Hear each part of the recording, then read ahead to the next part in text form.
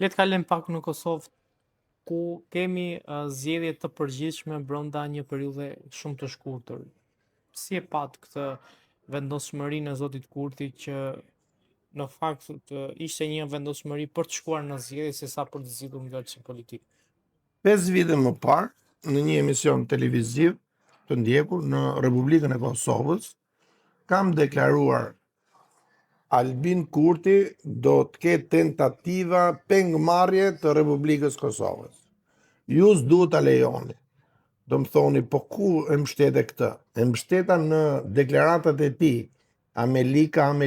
Do më thonë, një marksist tallës, një enverist super egoist, një sorist kontrollues, i kontrolluar. Nuk e dia është u të bash apo jo, po që është djali një njeriu që ka bërë shërbimin e sigurisë anti-shqiptarit të Josip Broz Tito, kjo dihet, është publikisht botërisht e njohur. Pra, Kurtit i kam thënë, okay, ti u zgjodhe kryeministër. Do ta bësh bashkimin kombëtar. Ju keni deklaruar që njoh vetëm i flamur ku jezi. Tani njihni edhe flamurën e Republikës Kosovës. Okej, shumë mirë. Se njihet ndërkombëtarisht me rezolut 1244. Por Kurti në këtë rast nuk ka problemin e Republikës Kosovës. Kurti ka problemin e thirrjes nga prokurori special për çështjen e rezervave.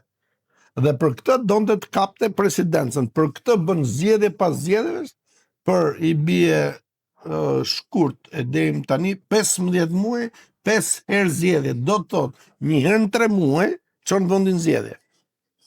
Kjo çfarë quhet? Ka 2 variante kjo. Mund ta marrësh edhe si demokraci vote në ndërtimin e shtetit të Republikës Kosovës, po mund ta marrësh edhe si pengmarrje. Unë e konsideroj si pengmarrje në konceptin konservator.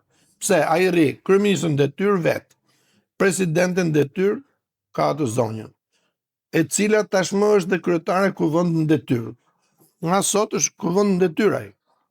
Atëherë ç'është ky? Pse ky nuk e dha ta zem? Po marr një emër që edhe ne mbështetëm. Sepse Vjosa Osmani firmosi, ndoshta si Elisa Spiropali, në bordin e paqes. Njëra detyroi Albin Kurtin që të rrinte në sallë e të ndiqte ç'po bënte në Zvicër Vjosa Osmani, kurse tjetri po ndiqte nga Tirana se ç'bënte Elisa Spiropali jo në shtëpinë e bardhë, po në zyrat e Departamentit Amerikan të Shtetit. Atëherë, ç'a bën leadershipi? Kur e shikon që rrezikohet, leadershipi i largon këta njerëz. Për shembull, ne kemi 2 gota ujë me njëri tjetrin. Ajo është gota juaj. Po të ishin me pije alkolike, ne do ta trokisnim gotën. Po të jetë me ujë, çfarë bëhet? Nuk e trokasim në të drejtën zakonore shqiptare gotën. Po unë mund ta shtyj gotën tuaj, dhe po ta shtyj gota juaj mund të thyet. Ose është teoria e vezës. Teoria e vezës është nga gjyshi i BB-s, Ballukut. Veza diktatorit Hoxha, ta ishte më e fortë se veza ime. Veza ime u thye, unë do të pranoj të çat thot partia deri në vrasje deri në vdekje. Nuk kërkoj ai me dokument që ti fale jeta. Beqir Balluku, se këta janë Tiranës ta. Do të thuash kaq larg shkon, po. Albin Kurti është pengmarrës, sikurse ishte pengmarrës Beqir Balluku, diktatori Enver Hoxha, se ky është enverist. Ky është marksist, ky është sorist, ata duan pushtet absolut. Ai nuk mund të pranojnë demokraci që presidenti të jetë një tjetër, do president kukull, do notar, sepse presidenti emëron prokurorin e përgjithshëm. Dhe prokurori i përgjithshëm apo prokurori special ç'a bën? E çon Albin Kurtin përpara gjykatës. A do shkoj përpara gjykatës? 100% po. 100%. Ne kemi kohë që konsumojmë bashkë emisione. Ju kujtohet kur kam thënë, edhe në parlament, do të shkoj Ilir Meta përpara drejtësisë 100%. Ka vetëm 72 orë, kam thënë atëherë, për të dhënë dorëheqje për tik që mos e ngacmoj njëri. Ai bëri të kundërtën, tha kush e thotë të kujtim vjusin. Po kush është ky? Në fakt ai dinte shumë mirë kush është unë. Mbrojtësi i doktrinës kristiane në Shqipëri, mbrojtësi i konservatorizmit në Shqipëri dhe mbrojtësi etnisë albane për 168.000 kilometra katrore, troje, nuk po themi etnike, po themi në Europën e Bashkuar këto janë shqiptarë, janë gen. Të gjitha po punojnë kundër kujt? Kombësisë albane, kundër Donald Trumpit. Pse? Donald Trumpi ka thënë Shqipëria madhe. Albin Kurti ka thënë Amerika. Ky është problemi. Dhe ai çon vendin zgjedhje për të shtyr sa më shumë kohë për të fituar kohë. Prandaj e bën këtë. Në Partinë Socialiste ka probleme dhe bëhet fjalë për një debat ose përplasje që ka ndodhur mes zotit Rama dhe Elisas Piropalit.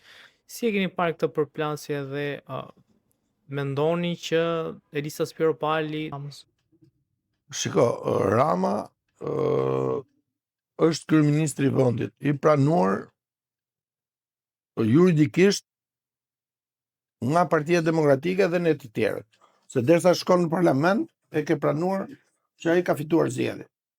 Rama ka kohë dhe vite që nuk bën kuvendin e Partisë Socialiste në konceptin e rivalitetit dhe zgjedhjes. Atëherë çfarë ka ndodhur me atë parti? Që nga koha e Fatos Nanës, më duket që nga koha e Fatos Nanës nuk ka aty një lloj demokracie, po ka një patriark tashmë që nuk mund të jetë dritë por është Edi Rama. Dhe ky është patriark përmes kontrollit të pushtetit. Rama tani bën 13 vite në pushtetin qendror qeverisës, legislativ, çfarë do të thotë që kontrollon dhe parlamentin, tashmë kontrollon edhe presidentin. Pra i kontrollon të gjitha gjërat. Në këtë koncept, unë mendoj që zëri i Piropalit është si zëri, si ta them unë, në parantezë, me këtë Maxharin e Hungarisë. Por jo si Maxhari, se Maxhari ishte i djathtë një fraksion brenda. Pra, është nga e majta ndoshta mund të jetë dhe një skem. Pse Rama i ka dashur femrat, zakonisht i ka dashur. Nuk mund të them se i ka përdorur ato, se ndonjëherë femrat e kanë përdorur më shumë Ramën. Një qeveri me pothuajse mbi gjysmën zonja, femra, shoqe, gra, siç i trajtojnë ato në zhargonin e tyre, apo pjesën që ishte vakum në politikën shqiptare, Rama e ka kaluar këtë handicap. Dhe nuk duhet që të bënte diversion duke i thënë Elizës, shiko se është hera e dytë, po fole herën e tretë, do të përjashtoj nga grupi parlamentar. Partia nuk është e Ramës. Partia Konservatore nuk është e Kujtim Gjusit. Partia Demokratike nuk është e Sali Berishës. Okej, këta mund të kenë influencë aty, por jo t'jenë kryetar të përhershëm, që do të thotë Rama e ka marrë partinë nga Fatos Nano. Do të ca thonë e ka blerë, ca thonë nuk më merr mendje se në atë kohë, ndoshta edhe e ka blerë. Po nuk është vërtetuar kjo. Pra Rama nuk mund të marrë pengi gjë të thotë gjithëve që unë nuk kam bërë ju. Jo, ma ato kanë qenë aty në Partinë Socialiste. Edhe jo pak emra janë aty, domethënë. I keni vënë në re, kanë filluar të dalin emrat, të bëjnë grupim, po ajo është parti rreshti. Dhe baza e saj partie nuk e pranon daljen nga rreshti. Pra nuk është ajo Parti Demokratike. Ajo ka prejardhje kriminale. Shumë e vështirë, qoftë edhe një familje kriminale, të dalë, domethënë shumë. Mund t'i referohemi, me qenë se ata kanë trëndafilin aty, apo lulkuqin e drogës, mund t'i referohemi që nga ferra del trëndafil, po edhe nga trëndafili del ferra. Tani, të jetë ferrë Piropali, s'ma merr mendja. Se ashtu do t'ishte Arta Dade, pastaj ashtu do t'ishte Petro Koçi, do t'ishte ky si e ka ky Beni, se janë dy Bena ata që ishin kundër Ramës. Male. Po, jo, përpara ishte Ben Blushi. Pastaj doli dhe Mala, e ke parasysh. Pra, ajo është Parti Socialiste, nëse do ta reformosh, nuk reformohet, është e vështirë. Kulla e vjetër, po ta restaurosh shkon në origjinë. Ajo është parti krimi. Është parti krimi. Nuk e di a është kriminal Edi Rama. S'mund t'i them unë kriminal, se s'ka i vendim gjykate, nuk ka i kërkesë pagu ta ketë pandehur, që ta marrit pakën në rendim, nuk ka, zyrtarisht. Por, unë mendoj që Rama duhet, siç e kemi thënë edhe bashkë herë tjetër, duhet qetësohet, shkojnë drejtim presidencës. Sot të gjuzime që përmendët Ben Blushin, e keni lexuar librin e tij të fundit Jam Musliman? Kam një konflikt me Ben Blushin, unë për arsye se ka goditur figura qendrore, siç është Gjergj Kastrioti apo Ali Pashte Pelena.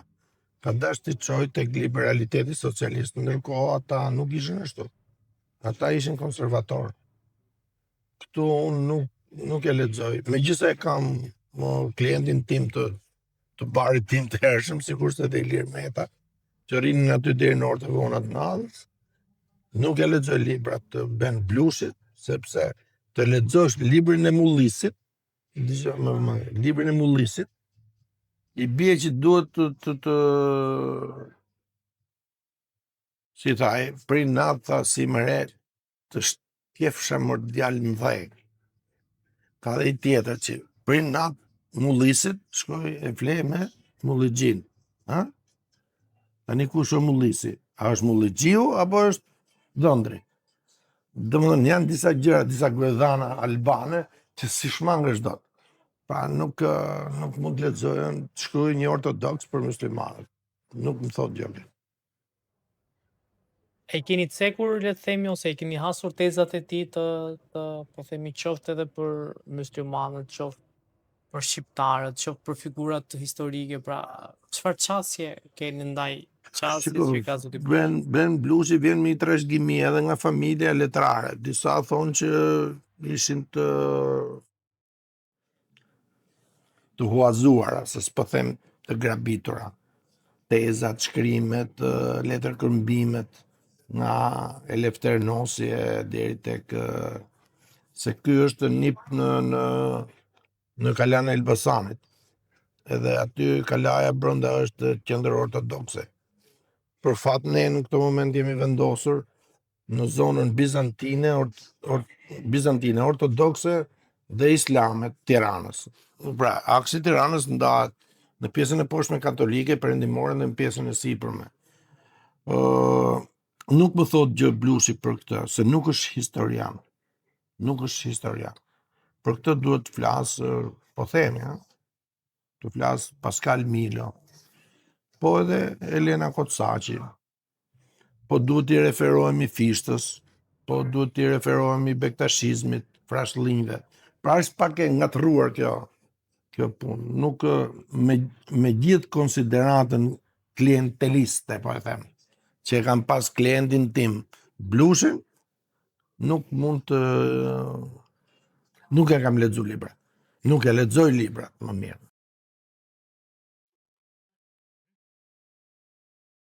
A mund të jetë zoti Blushi pasardhës si zotit Rama, që në fakt në një kohë disa vite më përpara edhe e ka kërkuar, le të themi, që të ishte ai kreu i Partisë Socialiste. Dhe çfarë mendoni se mund të sjellë diçka ndryshe zoti Blushi nëse do vinte në krye të Partisë Socialiste? Ju po bën një pyetje kontroverse. Unë kam qenë brenda Partisë Demokratike dhe e pash që aty nuk ka hapësira për ta mundur Sali Bacën. Atëherë zgjodha të isha kryetari i Partisë Konservatore. Në një farë mënyrë edhe me mbështetjen që u kam dhënë në komuniteti kristian në Shqipëri, se ju e dini besoj që unë për herë kërkoj kryeministër katolik, edhe tani që flasim bashkë.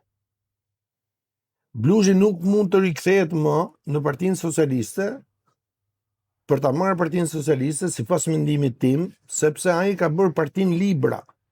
Pra ishte kryetari një partie tjetër. Po, tregoj qytetarit Blushi. Dha dorëheqjen edhe nga Libra kur disa thonë ja vodhen mandatet, disa thonë i morën votat, disa thonë nuk prodhoi mandat. Mirë po, me këtë kod zgjedhor është e vështirë të prodhosh mandat. Dhe ne kemi provuar në 2021 si koalicion konservator, që na u tetërsuan jo pak, gati 71.500 sa vota. Pra, Blushi nuk mund të kthehet më aty. Po, Elisa mund të jetë një kandidate e mundshme, meqense edhe Rama ka thënë që do jetë femër kryeministrja. Unë e kam dash Elisën edhe si kryeministër kështu tranzitore. Si patë vizitën e mbretit Charles në Shtetet Bashkuara të Amerikës dhe nëse i ke ndjekur dhe ato batutat që ka bërë me Donald Trumpin, pra një ndër që po qarkullon shumë në media botërore ishte që i thaj që nëse s'do ishte për Anglinë, ju ndoshta tani do ishit duke folur frëngjisht. Po dhe Donald Trump ju kundërpërgjigj duke i thënë që nëse s'do të ishim ne, ju sot do flisni gjermanisht. Pra, kjo është një lloj replike shumë inteligjente dhe e gjetur, se ata si mbreti, ashtu edhe presidenti, shkëlqësia e tij Donald Trump kanë nivel të lartë të eksperiencës, se janë njëri 79 për 80 dhe tjetri 74 për 75. Do më thënë, kanë eksperiencë të madhe. Dhe eksperienca më e madhe në këtë rast i bie që tjetë britanike, sepse e kanë që në vitin 2005, shpalljen e monarkisë kushtetuese e kanë në 1662, pas Robin Hoodit, revolucionit malësor të Robin Hoodit. Ama në këtë rast mbreti, pa dashur unë tash të kaloj në mbrojtje të mbretit, i dhuroi një orë. Orën e nëndecës bërthamore të vitit 1944 për luftën e paqësorit. Shiko, nuk dua të jem modest këtu, zot Niguri. Pse? Ju kujtohet që kanë folë një herë për orë atlantike? Ha? Do thot diçka ke lexuar, gjithmonë koha matet me orën, ose me orën diellore, ose me orën e Greenwich, më duket se e ka, e cila është në fakt jo sakt 100%. Që do të thotë, këtu ke ne kalon vija Teodosit, ose Theodori, mbreti, dhe vija kalon Meridiani, po themi, kalon Damask, Petralba ose Petrel sipër dhe Oslo, e anashkalon Londrën. Londra e ka marrë përmes fuqisë saj detare, gati 1000 vjeçare. Në këtë rast Donald Trump, për te shakas, 3-4 ditë përpara tha për kryeministrin Stamer që shiko tha ka ca baraka ai që lundroi tha akoma. Çu tha? Në kuptimin shqip. Mbreti shkon atje, bën një vizitë 4 ditore. Çfarë do të thotë vizita 4 ditore? Kur ju vjen një mik ju për 4 ditë, ai ditën e 5 do ikë, se ju do ta mbani gjithmonë atë mikun. Aty. Por misia shumë e fortë. Se sa kur shkon Macron atje, bën një vizitë gjysore dhe hikën. Ose shkon Meloni atje, bën një vizitë gjysore dhe hikën. Okej, se Meloni mund të jetë xheloz gruaja e presidentit. Melania, se është me origjinë shqiptare, është e Gjakovës. Dhe ti e di që femër shqiptare në xheloze kryesisht. Ta pranojmë këtë. Po ne meshkuj shqiptarë jemi xheloz, jo, se ne jemi udhëheq nga mbretëresha Dodona, mbretëresha Teuta. Pra ne jemi në varësinë e mbretëreshës. Qoftë edhe familje, në një farë mënyre. Nuk e pranojnë gjithë këta. Mi për konservatorët kanë gjallë. Që flasin seriozisht, flasin të vërtetën. Atëherë jemi ke Donald Trumpi. Ai rri 4 ditë atje, për çfarë rri? Majmën, do kthehet në Angli do të kërkoj dorëheqjen kryeministit Stamer. Do jemi këtu. Sepse ka bërë deklarata të pazakonta. Mi po të bëjë Anglia deklarata të pazakonta për presidencën amerikane, i bie ishit Falkland kush e ruajti? 1987-88. Kush e ruajti? Shkoi Marina amerikane. Dakor, ishte Margaret Thatcher. Nuk them se s'ishte. Po, të dy së bashku, i thonë Argentinës, po pyetja është sot, me presidentin e Argentinës, Donald Trump ka misit ngushtë apo jo? Me Vjosa Osmanin ka misit ngushtë. A e ka këtë me Edi Ramën? Edi Rama po kërkon të fitoj kohë. I lum bravo, është i zoti. Shkoi u futi dha dorën. Bile si tregoi tha, më duket presidenca harrova këtë zotrin tjetër, ta pa ja dhënë dorën. Pra e detyrojnë protokolli, ju fut në protokoll. Është ajo që thon konservatorët. Në një farë mënyrë Edi Rama i merr gjërat që dikush i ka të mira. Nuk i thot se jam mora këtia më, se s'mund ta thot atë. Po e merr. Atëherë ne jemi tashmë në një vend që kemi shumë interesa. Ne jemi godit në Londër.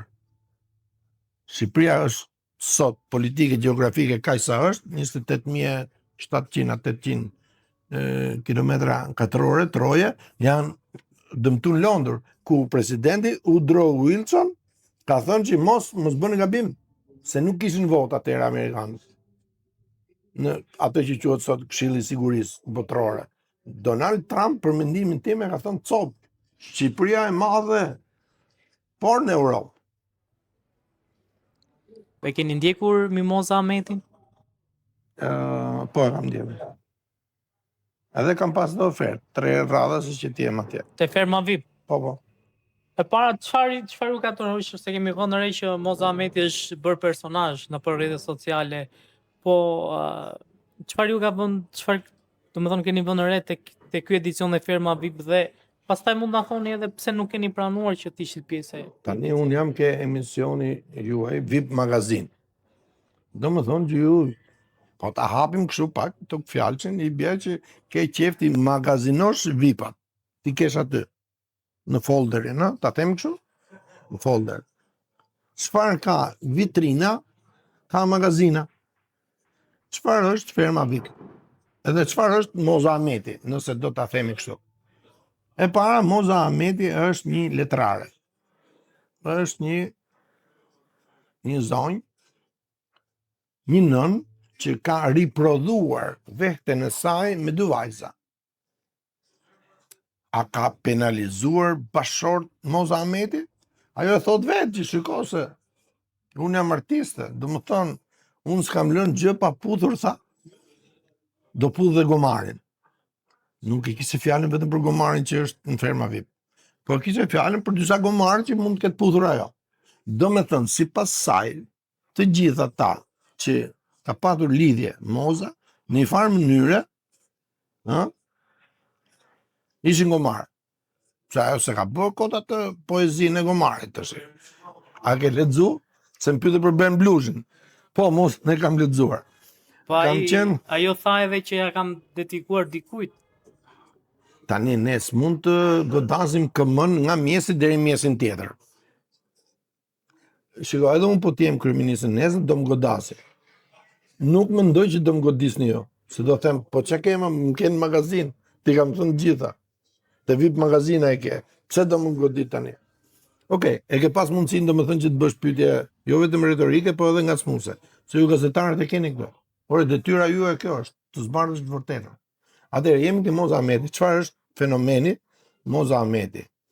Kemi një fenomen që mbyllte njerëzit brenda Luis Helli, katolik, shqyr doli një bektashie si Moza Ahmeti, që të mbylli njerëzit brenda. Po mua mbyll brenda? Nuk them se jo. Po Moza Ahmeti më ka mbyllur mua brenda në një mua personalisht, në një intervistë 90 minutëshe për televizionin shqiptar. Dhe intervista nuk u transmetua. Moza më kërkoi falje. I thash mos më kërko falje. Pse? Një letrare, një romanciere, një prozatore, një vjershëtore është përtej kufirit normal të mendimit qytetar, po e themi kështu. Është përtej mendimit aristokrat, është përtej mendimit liberal, është përtej mendimit superliberal. Por respekti që unë kam për Mozën nuk është vetëm respekti në shkrim, dorë shkrim, vjershëri, në vjershet e saj, si vjershtore. Po Moza Ahmeti është një artiste, se ajo pikturon. Ajo rri me Edi Ramën, i merr pikturën. Rri me Kujtim Gjusin, për shembull, do të marrë ekonominë. E ke burë ti agaj ta ore mirë ne thasemi femra, po këta meshkujt ta mos i le pa buk. Kjo quhet ekonomi, quhet sport. Pra, është artiste, dhe artistët janë, kam thënë dhe herë tjetër, në qiellin e 7. Moza është 24 orë në qiell 7, edhe kur flet gjumë në qiell 7, nuk është në krevat. Në mendim flasin, në psikologji, në psikoanalizë, në letërsi, shumë e vështirë. Edhe, kjo që keni përballë, nga drejtoresha programit, producentja, po e themi kështu tash, dhe deri tek Rexho, kanë bisedu me mu. 2 herë këtu, 1 herë tjetër në zyrat e tyre, dhe unë e vendosa kusht. I thash, në qoftë se doni të merrni kujtim gjuzi, në ferma VIP, ju më ta merrni me 1 kusht. Para pagim, se unë s'mund bëj spektakël atë siç bën Moza dhe nuk e ka të sigurt të fitoj apo jo çmimin. Cila ishte shifra që kërkua? Shifra ishte gjysma e shifrës që japin ata. Mi Shumë dërgon. mirë. Po patjetër. Mi dërgon llogarinë time financiare, tash do unë vi atje dhe ju qeshni me mua çfarë të doni. Po do qeshni me mua si kujtim gjuzi, si ekonomist që kam marrë parat. Ju s'mund qeshni atje me ish deputetit. S'mund qeshni atje me kryetarin e Partisë Konservatore. Se kjo pastaj i bie që unë t'jap dorëheqjen nga Partia Konservatore. Pra, dorëheqja ka një çmim. Ka një çmim. Ose ata me votë bëjnë kongresin edhe ti sfiton, ose ti, unë s'kam ndërmend të shes partinë, ti e di që ma kërkoj Basha, unë i thash ja, nuk shitet. Ata blen fraksionin konservator, ku dijon që ishte legalitet popullore, ku dijon se çfarë. Pra, për ta mbyllur, çfarë është Moza Ahmeti? Unë shpresoj që Moza Ahmeti të fitojë. Ajo është tani në moshë, po ti heqësh çka ka fjetur gjumë, i bie është 30 por çka ka fjetur gjumë, i bie që është 45 vjeç. Jo, 45, 37 vjeç. Domethënë, imagjino një zonjë 37 vjeç, se nuk po them për ty, po dhe ti aty afër je. Domethënë, ajo është rinore komplet. Edhe ata që e sulmojnë për shembull, inshallah s'kan marrë para pagim. Zoti Gjuzi duhet flas edhe në aspektin ekonomik dhe bëhet fjalë për Jet Bank, është një bankë për herë të parë në Shqipëri futet një bankë digjitale. Jeni pro apo kundër këtyre bankave digjitale ku njeriu nuk e prek lekun dhe nuk shikon atë bankierin që e ka përballë. Dhe sa e sigurt është që në Shqipëri të futet një bankë e tillë? Si ekonomist, njoh historikun edhe të bankës Shqipërisë, që është gati 100 vjeçare. Jo gati, po më duket se 25 po 100 vjeçare. Monedha e Pirrës ka dalë këto troje. Nëse ka dalë banka ID, po e quajmë ID tash, që mos shoh paratun, po si do t'i hedhin parat kur të kërcejmë Napoleonin? Se mirë të tjera t'i bëjmë. Po aty si do ja bëjmë? Mund të hedhim letra aty në si grekët ose të thëjmë pjata? I bie që kopjojmë grekët. Unë nuk i besoj, tu jam kundër edhe me Donald Trump. Nuk i besoj monedhës digjitale. Pse një du djeg folderi, ikën parat. Unë vetë, personalisht, kur marr pensionin, shkoj e marr në bankë, nuk futem bankomat. Një të harruar kartën, iku pensioni. Një të harruar kodin, të zë Alzheimer. Harron kodin. Kush i merr parat? Se smundja është e paparashikueshme, apo s'është kjo? Sidomos për politikanët. Ai pat Ilir Meta. Shpreh keqardhje, ha? Ha më Ilir. Se harron kujtim gjuzi 2 dhjetorin e vitit 2001. Kujtohet si të pata thënë në telefon. Zoti është i madh. Unë nuk marr hak. Zoti, tani po ta them atë gjendje që kam pas, Zoti e fal. Le të shpresojmë që ai s'është me leucemi. Lajm figurë. Sa ai ka bërë veprime në kontekstin që e ka akuzuar Monika, ku dijon kush e ka akuzuar. Monika Mbretreshu, është e Dibrës. Kështu që për të kthyer edhe një herë. Ata menduan të gjithë se nuk do dalin parat. Ja që dilkën. Jo po zbukurova, jo po bëra menaxhimin, se derisa fole për fermën VIP, tani unë s'mund ta le pa thënë edhe Big Brother. E jeni parë Monikën në Big Brother? Po patjetër se unë e ndjek si Mbretreshun ata.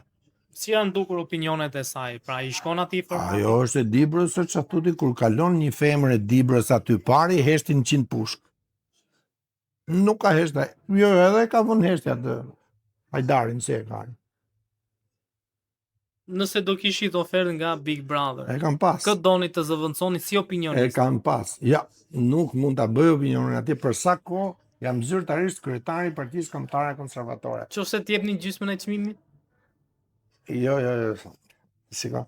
Ja pra, për ne themën që ju gazetarët nuk mund t'ju shpëtosh kollaju, është çike vështirë.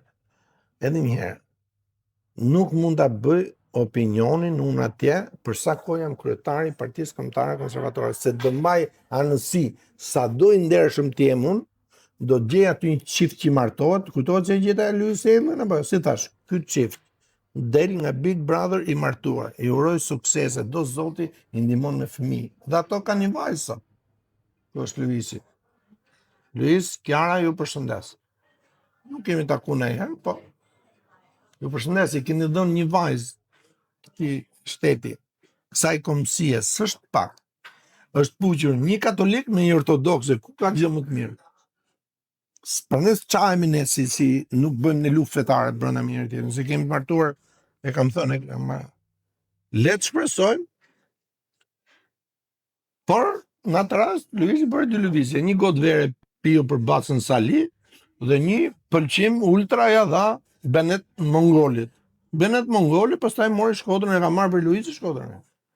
Merrte kur ai dhe Edi Rama. Pra, nëse ata më ftojnë, unë do të them, kam shumë konsiderat për ju në të gjitha emisionet, ju e keni pa që kam qenë, domethënë te Manushje, te ajo Manushi e dielës, te të gjitha emisionet e Top Channel kam qenë. Normal, televizioni Klan patjetër kam qenë. Ferma VIP është e Vision Plusit, patjetër dhe atje kam qenë. Normalisht në MCN ju e keni pa, po i them tash, më vjen keq. Po derisa jemi në VIP magazin, çka ka vitrina ka magazina. Le të themi. Edhe me Ylli Rakimin kam qenë atje. Pra, si opinion politik, patjetër, nuk e përjashtoj, pavarësisht se çka bërë edhe në emisionin e saj zonja Duma me Alfred Lelën, i cili është nipi jon. Edhe ai e peça i bëri se vjen nga Albanopolis Alfred Lela. Domethënë i vjen 3200 vjet qytetërim, 5000 vjet qytetërim. I iku nga studio.